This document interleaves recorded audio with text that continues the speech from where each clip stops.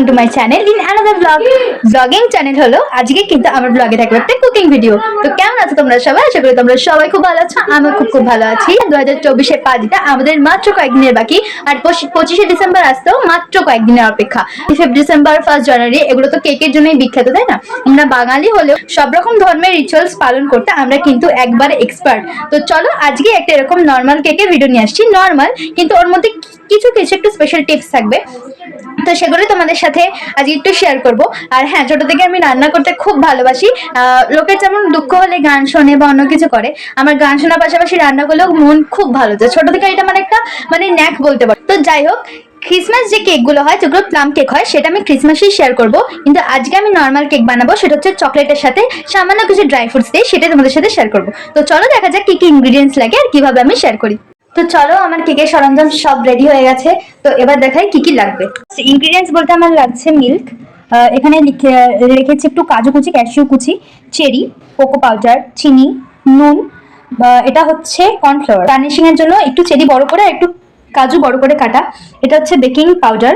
আর দুর্ভাগ্যবশত আমার আজকে বেকিং সোডাটা নেই। আর একদিকে আছে ময়দা, ভ্যানিলা এসেন্স, ডিম, এটা রেখেছি আমি 1 চামচ মধু, যেহেতু কেকটা আজকে ডিফারেন্ট টেস্ট করার চেষ্টা করছি। আর এটা রেখেছি রিফাইন্ড অয়েল, আর তোমরা বাটারও দিতে পারো। তো চলো এবার প্রসেসিংটা শুরু করা যাক। তো অ্যাট ফার্স্ট আমাদের একটা বোল নিতে হবে। এবার আমরা ইউজ করব ওয়েট ইনগ্রিডিয়েন্টস গুলো দিয়ে। তো আমরা দুটো ডিম, এটা আমি এগলেস বানাচ্ছি না, আর একদিন যেদিন এগলেস বানাবো সেদিন তোমাদের দেখাবো।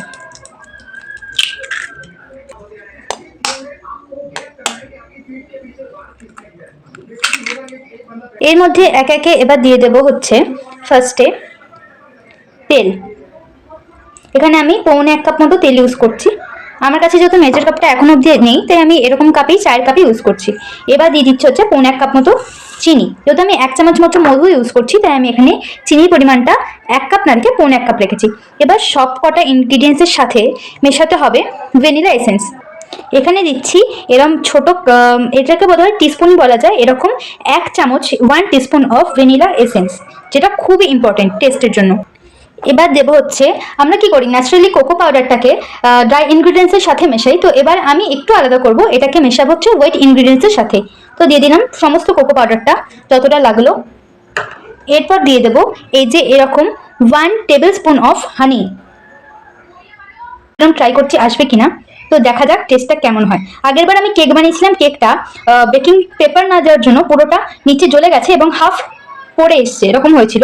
তো দিয়ে দিয়েছি এখানে হানিটা। তো সব কটা ইনগ্রিডিয়েন্টস এবার ভালোভাবে মিশিয়ে নেওয়ার পালা, একদম ভালোভাবে মেশাতে হবে। এখানে এটা আমরা এগ লেসও করতে পারতাম, বাট এটা যেহেতু একবার ট্রায়াল দিচ্ছি, তাই এটা এগ উইথ এগ করে নিলাম। পরেরটা যখন বানাবো, যখন এই রেসিপিটাই বানাবো, এগ লেস বানাবো। এরপরে তো আসছে হচ্ছে ক্রিসমাস স্পেশাল কেক।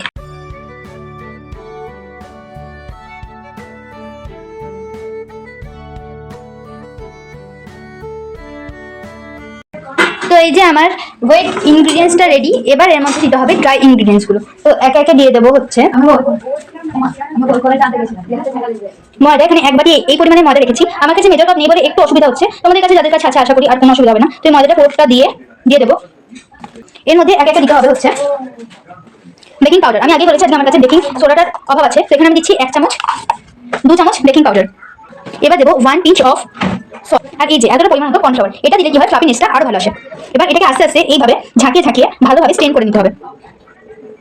যারা মোটামুটি কেক বানাও তারা তো এইসব বেসিক রেসিপিগুলো সবাই জানো, বেসিক পদ্ধতিগুলো সবাই জানো।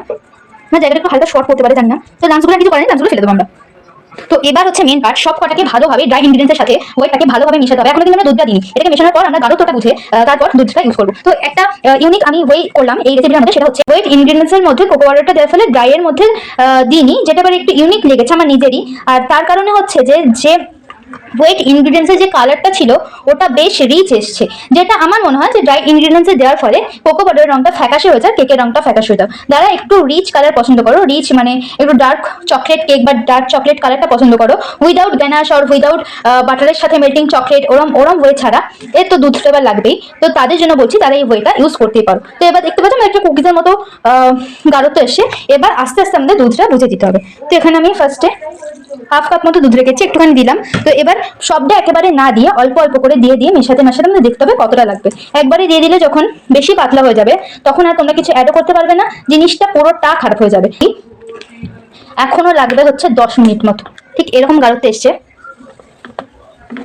আর কালারটাও এরকম এসছে। এটার সাথে আমাদের এবার ড্রাই ফ্রুটসগুলো অ্যাড করতে হবে।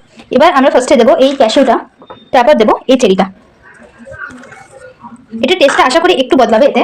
আর এই যেটা রেখেছি এটা হচ্ছে টপিংস হিসেবে সাজানোর জন্য, ডেকোরেটিং এর জন্য। তো এটাকে আমরা এবার স্প্যাচুলা দিয়ে মিক্স করবো আস্তে করে। ওকে, এই যে আমার ঘনত্বটা না এরকম হয়েছে, সরি ব্যাটারের ঘনত্বটা। তো ব্লগিং চ্যানেলে তোমরা যদি চাও আরো এরকম একটা দুটো কুকিং ভিডিও পেতে পারো, যদি তোমাদের ইচ্ছা হয়, যদি তোমাদের আমাকে পছন্দ হয়, যদি আমার রান্না তোমাদের পছন্দ হয় তাহলে। তো দেখো ঘনত্বটা ঠিক আছে নাকি, এরকম হয়েছে দেখাই। এবার দেখো ঠিক আছে নাকি। আমার মনে হচ্ছিল একটু বেশি পাতলা হয়ে গেছে, তাই আমি হালকা পরিমাণে একটুখানি ফ্লাওয়ার ইউজ করেছি, একদম হাফ টিস্পুন অফ। তো এটাকে এবার আমি একটা জিনিস রেডি করে রেখেছিলাম, সেটা হচ্ছে আমাদের কেক টিন। তো আমাদের যেহেতু কেক টিনটা নেই, তাই আমি এখানে ইউজ করছি এরকম একটা টিফিন বক্স। টিফিন বক্সের মধ্যে আগে থেকে বাটার পেপার দিয়ে ভালোভাবে রেখে দিয়েছি। তো এটার মধ্যে দেবো হচ্ছে এই ব্যাটারটা সম্পূর্ণটা ঢেলে দেবো, যতটা লাগবে। মাথায় মাথায় দিও না। ঠিক হয়েছে। তো এই দেখো আমাদের রেডি। এবার হচ্ছে এগুলো দিয়ে সাজানোর পালা, টপিংসটা দিয়ে।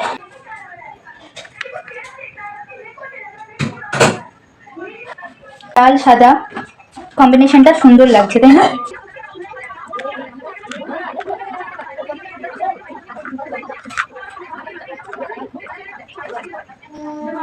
ব্যাস রেডি সাজানো। এবার দেখো তো কেমন লাগছে সাজানোটা। দেখো সাজানোটা কি ভালো হয়েছে। এই যে কয়েকটা এখানে প্রিহিট হচ্ছিল, তো এটাকে খুলবো। আমাদের যেহেতু ননস্টিকেরও নেই, তাই আমরা একবারে কাঁচের ঢাকনা দিয়ে দেখতে পাবো না, এই প্রবলেমটাই হয় বারবার। তো আশা করি প্রিহিট হয়ে গেছে। এবার এটাকে আমাদের বসিয়ে দেওয়ার পালা। এটা আশা করি হয়ে গেছে প্রিহিট। এবার এটাকে এখানে বসিয়ে দেবো। দেখো এটাকে বসিয়ে দিয়েছি, সুন্দরভাবে এটা সেট হয়ে গেছে। দেখো সুন্দরভাবে এটাকে বসিয়ে দিয়েছি। এবার এটাকে হতে দিতে হবে 45 মিনিট মতো।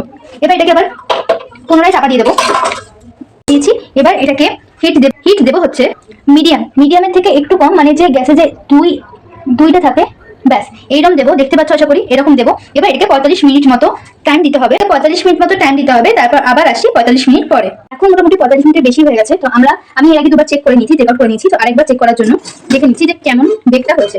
কিছু মনে করো না, দেখো বেকটা হয়েছে এরকম। আমি জানি না কেন এমন হলো, কেকটা ভালোই ফুলছিল, কিন্তু মাঝখানে এরকম কেন এখনো এটা বেক হয়নি বুঝতে পারছি না। দেখা যাক, একবার চেক করতে হবে।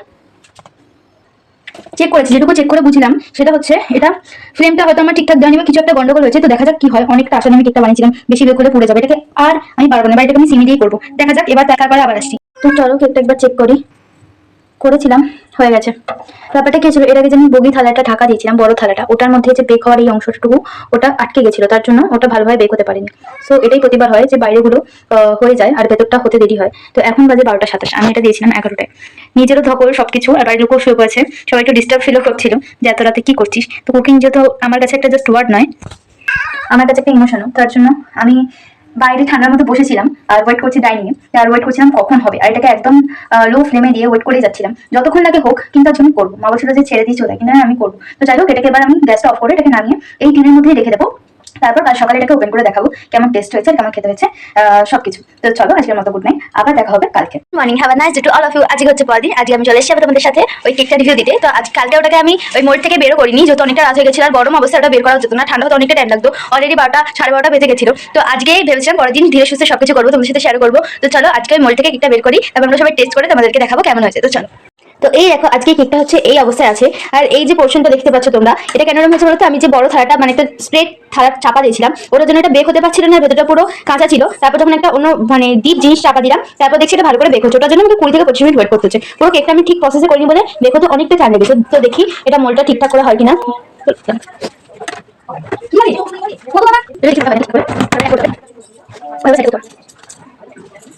এই টাইমটা খুব ডিফারেন্ট। তো আমি বলছিলাম ওটা যাই হাতে তাহলে আমাকে দিতে হবে, তাহলে দিতে আস্তে করতে হবে।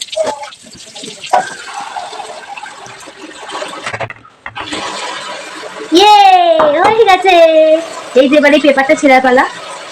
এটা দিয়েছি বলে এবার আর পড়েনি, দেখো তো পেপারটা যেটা মোস্ট একটা ইম্পর্টেন্ট পার্ট। তো এটাকে আবার আমরা উল্টে দেবো। বাহ, হয়ে গেছে হয়ে গেছে। ইয়ে, এই যে এটা হচ্ছে ফাইনাল লুক। দেখো কেমন হয়েছে কেকটা। এবার এটাকে ভালো করে কাট করে আমরা টেস্ট করে তারপর তোমাদের সাথে জানাবো যে কেমন হয়েছে। লুকটা তো ভীষণ সুন্দর হচ্ছে, গ্লসি লাগছে ওপরটা বেশ সুন্দর করে।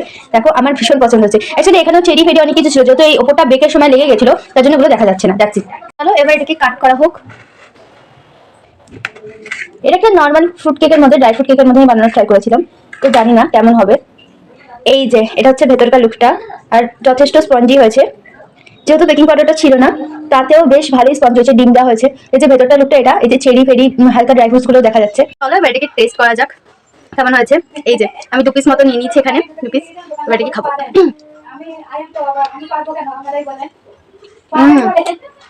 ভেরি টেস্টি, চেরি ক্যাশু এগুলো যে ফ্লেভারগুলো আসছিল হরেক বাইট মে, তো আমার তো খুব ভালো লাগছে। এবার বাকিদের রিভিউ নেওয়ার পালা, তারা এখন খাবে না, তাদের ব্রেকফাস্ট হয়ে গেছে, আমার হয়নি। আমি ওয়েট করছিলাম কখন আমি তোমাদের সাথে রিভিউটা শেয়ার করতে পারবো, কখন এটাকে ডিমোট করতে পারবো। অবশ্যই নিজের জিনিস নিজে ভালো লাগে, কিন্তু না আমার কিন্তু সেটা না, আমার যেটা নিজে স্যাটিসফাইড লাগে সেটা আমার অন্যরও স্যাটিসফাইড লাগবে। তো যদি নিজের বানানো জিনিস নিজের ভালো না লাগে, ওটা আমার নিজের একটা খুঁজতে হয়েছে যে ভালো লাগেনি এরকম ব্যাপার। তো এই কেকটা আমার ভালো লেগেছে। আমার ইচ্ছা যে 25 ডিসেম্বর তোমাদের সাথে একটা একদম পিওর একদম একটা প্লাম কেক বানানোর, একদম ফ্রুট কেক যেটা একদম ক্রিসমাস কেক, ওটা বানানোর ট্রাই করবো। খুব ভালো লাগছে, খুব এরকম ভালো টেস্টি লাগছে, খুব ভালো লাগছে। কাল রাতে অজস্র পরিশ্রমের ফল 12:30 অব্দি ওয়েট করেছি কেকটা বেকের জন্য। আমারই ভুল হয়েছে, আমি বারবার একবার মিডিয়ামে দিচ্ছিলাম, একবার লোয়ে দিচ্ছিলাম ফ্লেমটা, তো ওটার জন্যই প্রবলেমটা হয়েছে। তাহলে একদম ঠিকঠাক হয়ে যেত। একবার যদি প্রথম থেকে একদম লোয়ে দিতাম তাহলে ঠিক হতো মেবি। তো যাই হোক, ওটা ওই জন্য বাইরেটা কুক হয়েছিল, ভেতরটা কাঁচা ছিল, ভেতরটা কুক হয়নি, ওটাই প্রবলেমটা হচ্ছিল। তো এটা তোমাদের সাথে শেয়ার করলাম যাতে তোমরা ভুলটা না করো। আজকে ভিডিওটা আমি এখানে শেষ করছি। আজকে এই ব্লগের মধ্যে কুকিং ভিডিওটা কেমন লাগলো সেটা জানাতে কিন্তু একদম ভুলো না। আর 25 ডিসেম্বর আর 1 জানুয়ারি আগাম শুভেচ্ছা সবাইকে। সবাই অনেক ভালো থেকো, আর সবাই সেই দিনটার জন্য অনেক প্রস্তুতি নিও। টাটা।